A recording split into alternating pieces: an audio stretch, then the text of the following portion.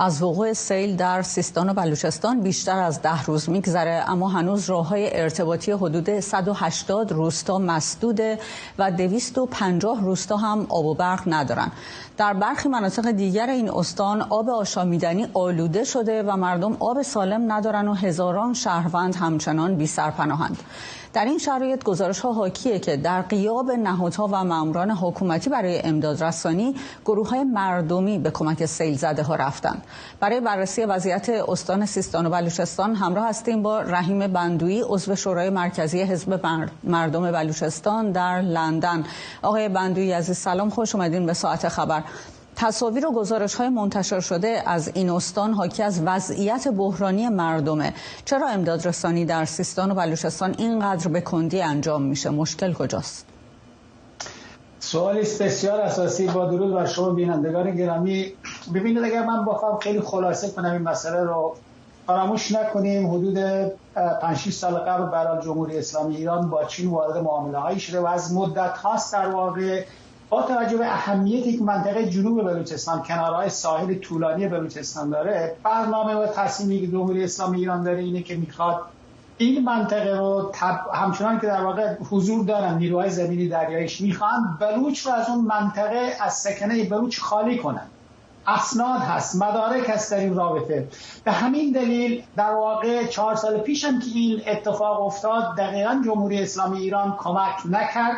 این بار هم همچنان ادامه داره این مسئله، به دلیلی که میخواهند مردم رو به شکل‌های مختلف با توجه به سیاستی که جمهوری اسلامی ایران برای مالکیت زدایی و هویت زدایی مردم بلوچ بخصوص در جنوب بلوچستان داره، تاکید میکنم این رو که میخواهند این مردم به شکل‌های مختلف زده بشن و اونجا دیگه زندگی نکنن. به همین دلیل ساده در واقع جمهوری اسلامی ایران میخواد مردم رو تا شاید 30-40-50 کیلومتری از سکنه بومیان خالی کنه و حدود 4-5 میلیون برنامه داره که از جاهای دیگه ایران و بخصوص از اون نیروهای وابسته به خودش مثل زینبیون و فاطمیون رو شروع کرده الان شهرک سازی. میخواد مردم رو ببره اونجا که از خودی ها باشن و به خاطر اینکه نیروهای زمینی داره هوایش هم اونجا هستن.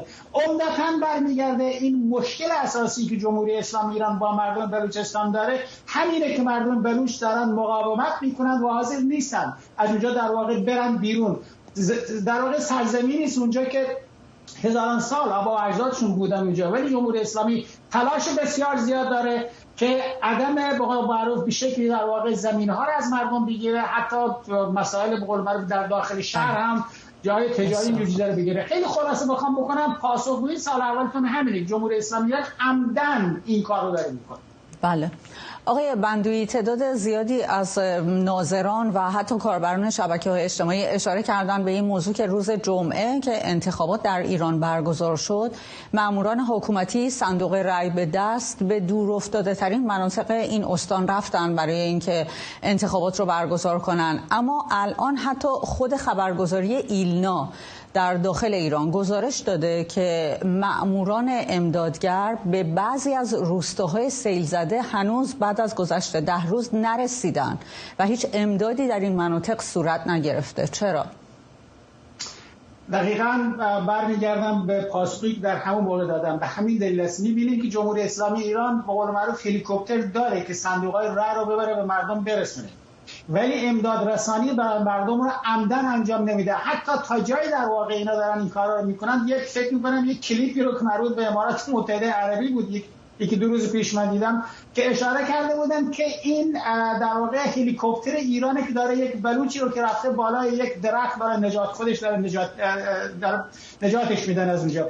مثلا همینجاست که جمهوری اسلامی ایران در واقع به شکل عامدانه در ارتباط با این که بخواد کمک رسانی به مردم بلوچ بشه، با توجه به اینکه کلا در طول حیات جمهوری اسلامی ایران هیچ نوع زیرساختی که به درد واقعا مردم بخوره اونجا انجام نداده. هر آنچه که انجام داده تا الان کارهایی بودن که در خدمت نیروهای در واقع 3 تا نیروی دریایی زمینی هوایی شده به درد اونا بخوره، به اضافه نیروهای امنیتی نظامی که کل اختیار بلوچستان در دستشون. می‌بینیم که به هر حال بلوچستان در اختیار سپاه مرصاد که بخشی یه زیر مجموعی از سپاه قدس هست داره اداره میشه، مدیریت میشه. و الان هم استاندارش هم یکی از سران سپاه پاسداران اونجاست. به همین دلیل جمهوری اسلامی ایران پیشبرنده سیاستی است که اون بخش از بلوچستان رو بخصوص خالی از سکنه بومیان بکنه. متاسفانه این برنامه مدت ها شروع شده به شکل‌های مختلف.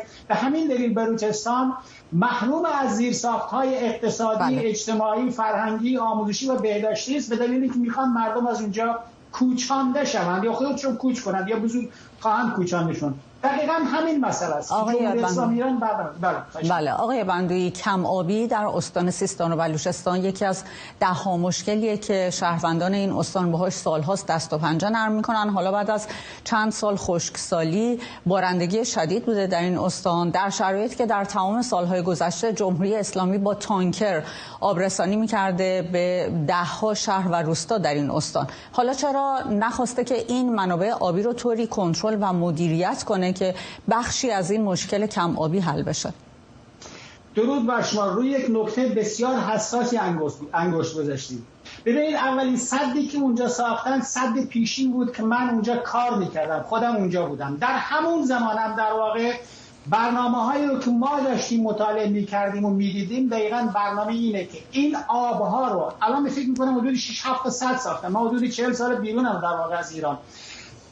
آبهای این سدها رو ذخیره میکنن. در تابستان مردم از تشنگی دارن میمیرن، باز نمیکنن آب این سدها رو. دقیقاً در راستای همون که بومیان از اون منطقه در واقع خالی بشن و کوچ بکنن و این آبها رو نگه داشتن برای همچین مواقعی. بعد از اینکه مطمئن شدن در واقع از بومیان جمعیتی نیست اونجا که بتونن این آبها رو به کارهای کشت و کشار و کشاورزی رو به کار ببرن، اون واقع است که در واقع خالی خواهند کرد. فراموش نکنیم 4 سال پیش هم اتفاقا اون مصیبتی که در ارتباط با اون سیلاب‌ها اتفاق افتاد نقش بسیار مهمی باز کردن همین آبهای سدها بود که در واقع طوفان وجود بیاد، مردم غرق بشن و زندگیشون فلج بشه، زودتر اونجا حرکت بکنن برن بیرون.